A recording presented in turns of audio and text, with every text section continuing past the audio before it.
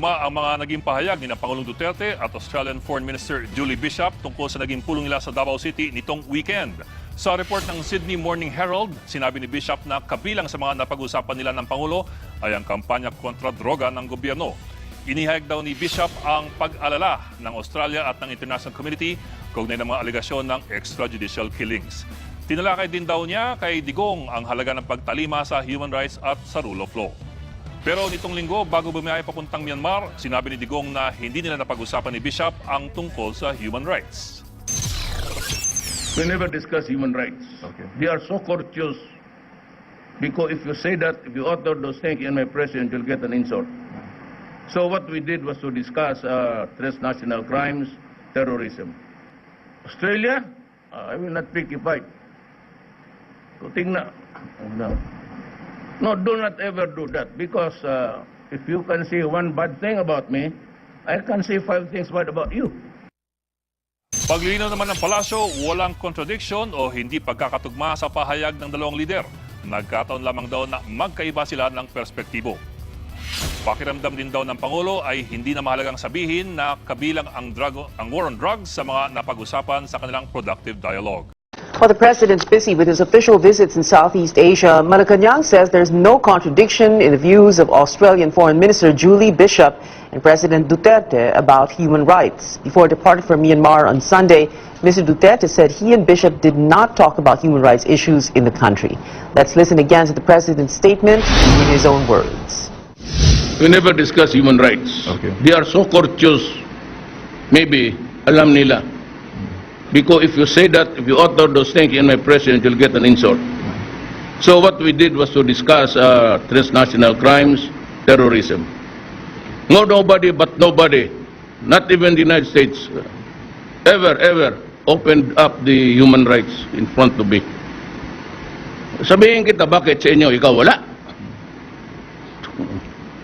Every nation. Australia, I will not pick a fight. So tingnan. No, do not ever do that because if you can say one bad thing about me, I can say 5 things bad about you. But Australian media quotes Bishop as saying they did have a lengthy conversation about extrajudicial killings, human rights and the rule of law. Abella is now saying the president and Bishop did talk about the anti-drug campaign and other matters. Abella said the president simply didn't see it as necessary to mention human rights among the topics discussed.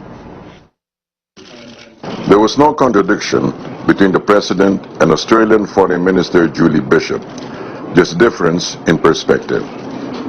Since they had a productive dialogue which emphasized possible areas of constructive cooperation on the war against illegal drugs, PRRD did not deem it sufficient to mention as having been discussed. Abella says the meeting affirmed what he described as growing relations between the Philippines and Australia. We're here tonight with Australia's Foreign Minister, Julie Bishop. Mr. Bishop, welcome to the Philippines. Good evening, Mary. Good to be with you. Tell us, how do you see the Philippines today? There's been a change of administration, a change of president, and yet, of course, Australia's relationship with the Philippines is long-standing and deep. So I'm here in the Philippines to meet with the president and the new administration figures and reaffirm our deep commitment to working cooperatively and in partnership with the Philippines. We've been long-standing friends and we want that to continue. President Duterte is the first one to really successfully use social media. I mean, this was the first social media elections in the Philippines. He rode to power on a wave of anger and frustration.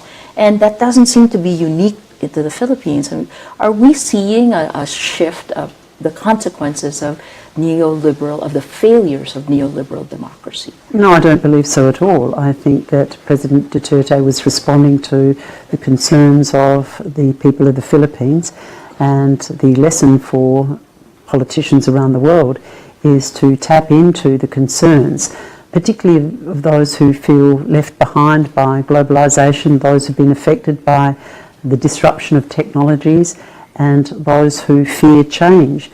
And we're seeing the consequences of that around the world, whether it's Brexit, the US presidential election, or even here in the Philippines. but we're also seeing outcomes in elections in Europe. So I think it's a phenomenon that will be with us for some time. They are uncertain times, restless times, but politicians, elected representatives, have to respond to those concerns. But there seems to be two waves that are coming together now. Is this the technology giving people a greater voice and action points, and then that kind of anger of the people who have been marginalized? How do you see this playing out? Clearly the challenge is to ensure that with the benefits of globalisation we can share it more equitably. And I think that is the challenge facing governments around the world, that while globalisation and economic integration, economic competition has undoubted benefits, more people need to share in those benefits. There's been this preference both in President Trump and President Duterte for strongman leaders, populist leaders. How do you deal with this as the Foreign Minister of Australia? I work very closely with all countries that we have particular friendships with, like the Philippines, like the United States. Of course, we will work with whomever the people in their wisdom chooses their president or chooses their government. And it's in the interests of our country and the region that we all get along well and can cooperate in areas of common interest. President Trump, when he came into power, the same with President Duterte, the Philippines essentially pivoted away from the United States to China and Russia. This kind of thing, shortly followed by Malaysia, has an impact on Asia Pacific, on the region. President Trump then saying that, making his statements about the South China Sea, pulling away from TPP. How does this impact the geopolitical balance of power here? Well, I think you have to look at all of these events individually. I don't see a significant shift in United States foreign policy at all when it comes to our region. In fact, in my meetings with the US administration, they have reaffirmed their commitment to continuing to be deeply engaged in the Asia Pacific. They have been the security guarantor and defender of the international rules-based order since the Second World War. We have all benefited from the United States alliances that both Australia and the Philippines have. Our countries have grown economically. We've had relative peace and stability as a result of that commitment and defence of the international rules-based order. So I believe that the United States will remain deeply engaged. They'll have differences with countries in the region, as we have differences with each other. But overall, I'm confident that they'll remain committed. With a rising China, with greater attention, with more Chinese investments coming into the Philippines, with Malaysia doing that, is China ready for this? Can China take that leadership?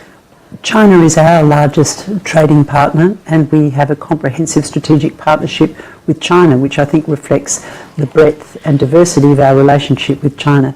Of course, as a rising economic power, it will also be a rising military and strategic power. But of course, we must all encourage China to be a responsible regional and global player and ensure that it also embraces the international rules-based order that has served our country so well. On the TPP, it was a trade deal that President Trump didn't negotiate. It was entered into by President Obama. And he has said that if he doesn't think the United States is getting a fair deal, he'll want to renegotiate them.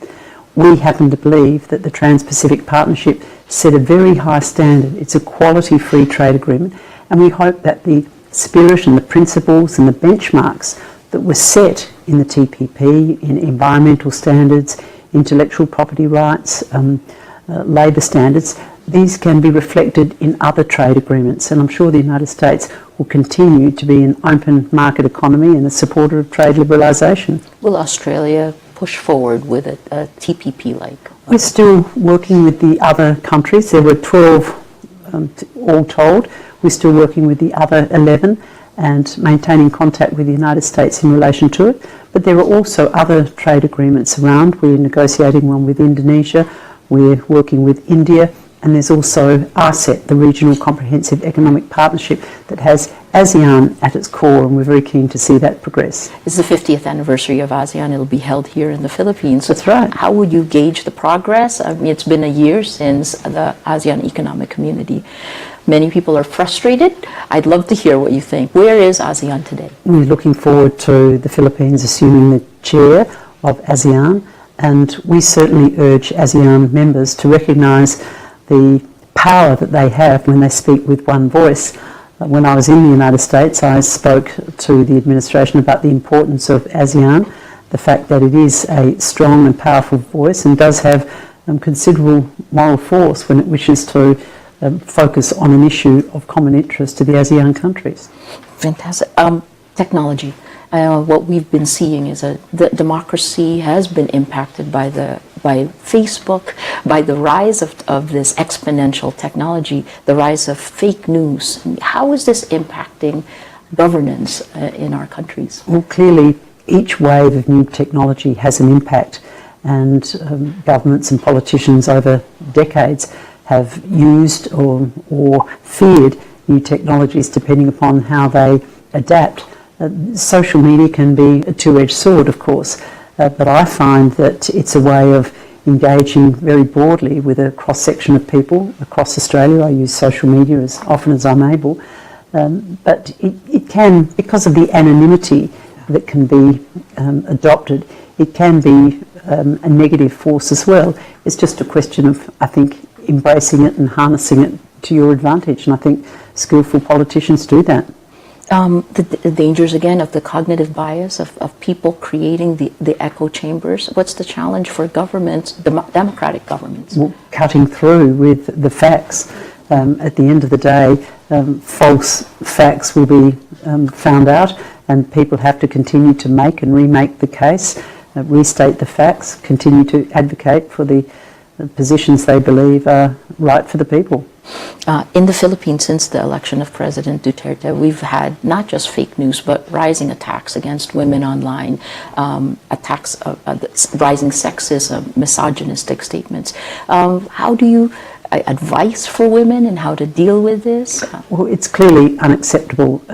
Violence or abuse against women in any form is totally unacceptable, and we strongly advocate against it. We have a number of initiatives at a government level, including engaging men to be champions of change, men to be the ambassadors to promote a violent-free world in terms of women and their families. The internet, social media is just one avenue. There are others, and so we have to be ever vigilant to ensure that violence and abuse against women is just not tolerated. In your mind, are women in a better place today? Of course, I think women have come a very long way.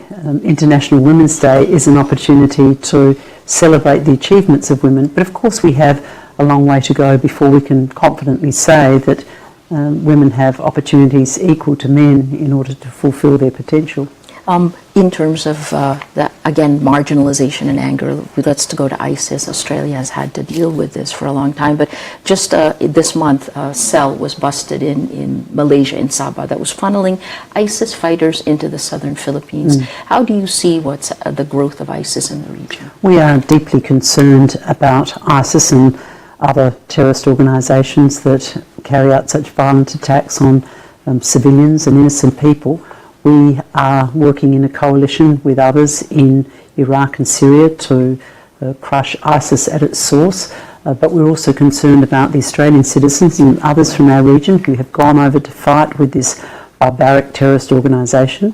And as the Iraqi security forces, for example, have more success in driving ISIS out of Iraq, then they will, if they survive, return home. Now, this is where we are working very closely with Indonesia, Malaysia, and the Philippines in particular, to ensure that we share information, intelligence. Our law enforcement and security and defence and border protection people are all working closely together.